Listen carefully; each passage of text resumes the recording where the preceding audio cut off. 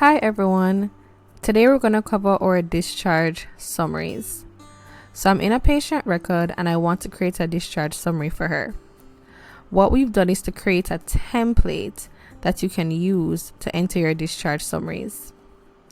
Let me show you what that looks like. When you go into your clinical tree, you can double left click on discharge summary and your template launches. In here, we have all the form fields that you're used to filling out for your discharge diagnosis. In here, we have all the form fields that you're used to filling out for your discharge summary.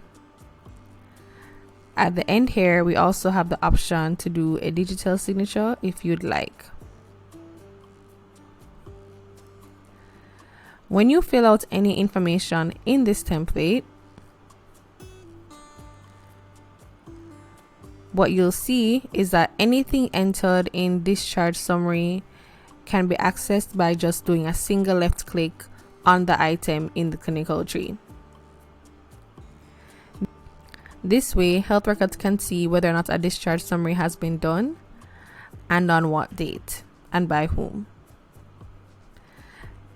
This is how you do your discharge summary. Thanks for watching.